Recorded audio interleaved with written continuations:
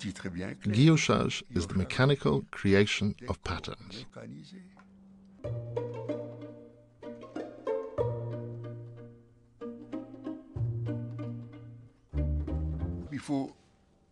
The style of pattern is chosen to suit the shape of the piece.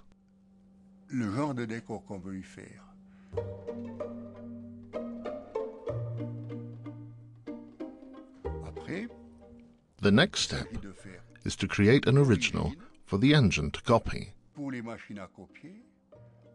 and choose a rosette for the engine that will serve for all the workpieces. Once these elements have been chosen, we can decorate any surface.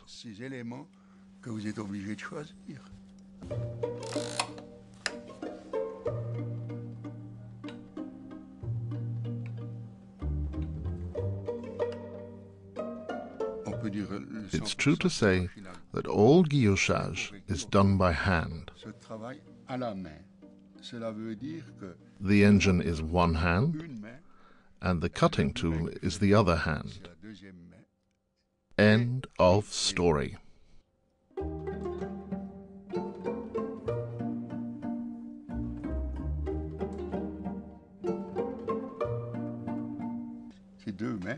The guillocheur must be skilled at guiding the cutting tool with artistry.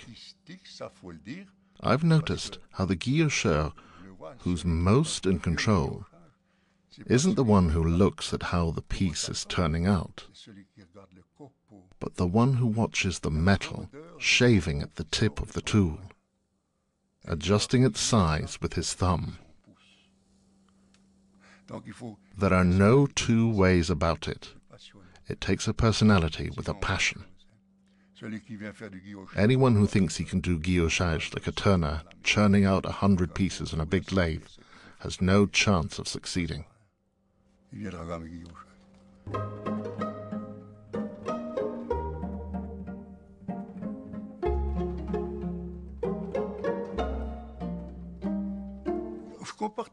I like to compare guillochage to painting. The painter has to step back to get a complete vision of his canvas. Then, once he's decided, I want there to be a rose here, he moves in close and all he sees is that rose. The same is true of a good guillocheur. It's important to see the piece as a whole. If I decide this part could be better, then I take the binocular magnifier and I make it better. This is a modern-day addition to a lathe that's 200 years old.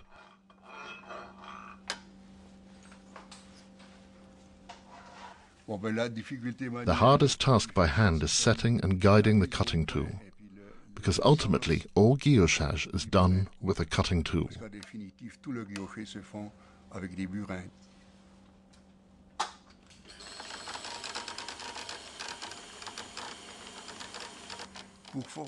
If you want to make pyramids, like the ones in Egypt, on a 10-centimeter square dial, you have to work within thousandths of a millimeter in order to be accurate. Now they have technicians and binocular magnifiers. A brand might tell us, your third thread is 3/1000th out.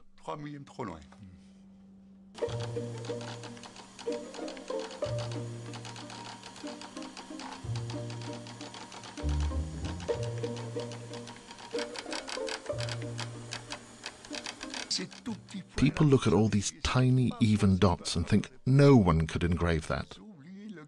They forget about the guillocheur. They still look at guillochage skeletons and wonder, how on earth do the Swiss do that?